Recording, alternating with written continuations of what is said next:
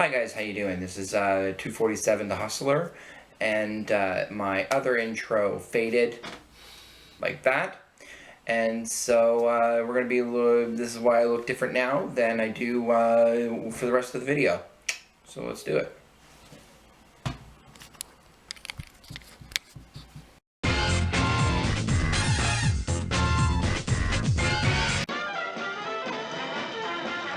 I could always buy a bottle. Fifth of scotch. What do you want me to do? Just step out in the alley? Is that it? Big John, do you think this boy is a hustler? Sausage, rack him up. Eddie, look, I've got troubles, and I think maybe you've got troubles. Maybe it'd be better if we just leave each other alone. Let that glory whistle ring out loud and clear for Eddie, and you're a wreck on a railroad track. You're a horse that finished last. Now, don't make trouble, Miss Ladybug. Live and let live while you can. Fast Eddie Filson is a small-time pool hustler with a lot of talent but a self-destructive attitude. His bravado causes him to challenge the legendary Minnesota Fast to a high-stakes match, but he loses in a heartbreaking marathon. Now broken without his longtime manager, Felson faces an uphill battle to regain his confidence in his game. So like I said, guys, this is 247 The Hustler, and this is me, Sandy, your YouTube movie buddy. I'm going to tell you the good, I'm going to tell you the bad, I'm going to tell you my first impressions, and we're going to see what you guys have to say. Good with the bad stuff. First thing about this movie, got the sensibilities of the 50s, 60s kind of black and white film. What I mean by that is primarily the chain smoking of every single character, and the primary character slaps a woman, and it doesn't really deal with it. A lot of the things that they do in this movie wouldn't be acceptable. So if that's something that bothers you, you probably won't like it. Also, this film, you think this film's going to be one thing, and then it turns out to be another. In the first half an hour, it goes along easy, like you think it's just going to be like a regular sports movie, and then it delves into some really dark things. It becomes more of a introspective character study of kind of an anti-hero. That really surprised me. I find with one thing that, again, this is a little bit of a negative, it's hard to know what's going on sometimes. Exposition isn't offered freely, and so you just kind of have to figure out what's going on.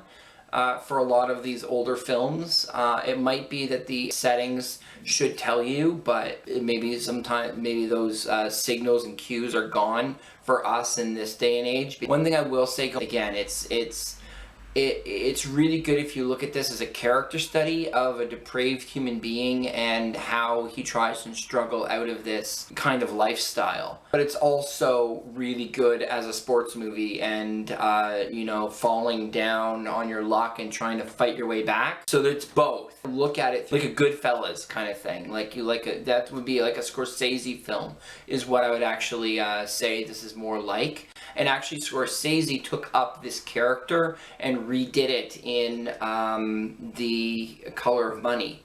So that's interesting as well. And now let's get to the good things. The performances are fantastic by Paul Newman and Jackie Gleason. Also Piper Laurie, which I hadn't seen before, but she was pretty good. But their chemistry is really good, and their kind of toxic relationship, or their fight to continue on in a relationship, because she kind of offers kind of a salvation to his hubris and his need to win, and the performances are Oscar worthy. And I think one of them, I think there was at least 2 nominations for actually it may have been all 4. There was a lot of Oscar nominations for this film. And because it was really well done. Now for my first impressions. This movie surprised me, I would say. The first time I watched it, it seemed, as soon as I was done watching it, it seemed really long, it seemed really drawn out. I didn't really understand everything that was going on. After thinking about it and reading through the script and reading through some reviews of it, I like more and more of it. But yeah, I think that something that's also important is how the cultural trappings, whether it be the chain smoking or the way that the acting was done, or the style of the voice, can sometimes be a barrier to actually watching the film. And I think that is a little bit sad, but I think it's also like something we need to work on, is as film viewers, being able to appreciate films that aren't in our time or aren't in our culture. And so I think the next time you watch one of those like classic movies, Under the Stars, or classic movies, try and see what they're trying to say, and push through some of the things and be like, oh, well, it's because they just talk like this, baby, and every time they kiss someone they have to hold their cheeks. And so those are just the surface things, and the story underneath can be really powerful. And now we'll see what you guys have to say. And our guest today is Lee from the Drumdums Channel. He's really good, and I'm glad I could get him on. So now we're going to go over to you.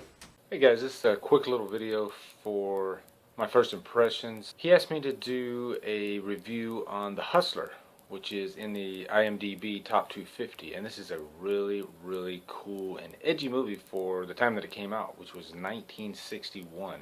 It's all black and white. It's Paul Newman and Jackie Gleason, and it's a billiards movie. It's about pool players. Paul Newman plays this guy Fast Eddie, and he's really young, he's really cocky. What is so great about that character is Paul Newman gave him a vulnerability that was very interesting. And Jackie Gleason plays the old pro Minnesota Fats, and Minnesota Fats, he's not going to take any crap from Fast Eddie. And the movie centers on this marathon pool event where they play. I remember watching the movie, and it felt like they played like 20-30 games of pool. Minnesota Fats just wears him down and wears him down. The one thing I really loved about this movie was the acting, performances, and the constant push and pull during the gameplay of Minnesota Fats and Fast Eddie. And as you know, they actually made a sequel, or sort of a sequel to this, starring Paul Newman and Tom Cruise in The Color of Money. I would highly, highly recommend you guys go check out The Hustler. It is a really cool, really dark, and it's one of the first movies to use cursing in the 1960s. It had the word bastard in it. So, nice little tidbit. But anyway, thank you, my first impressions, for having me on this feature video, and Drumdum out. Thanks, man. Yeah, I heard about that. I heard the bastard. I didn't realize that was the first time it had happened. It's done in a really good scene, so it packs its punch for being the first one. And man, it's a good movie. Again, I just want to thank all you guys, and thank Lee from the Drumdums Channel. If you like it, please like, subscribe, and share. And we'll see you all at 246, which is Legon. I don't know.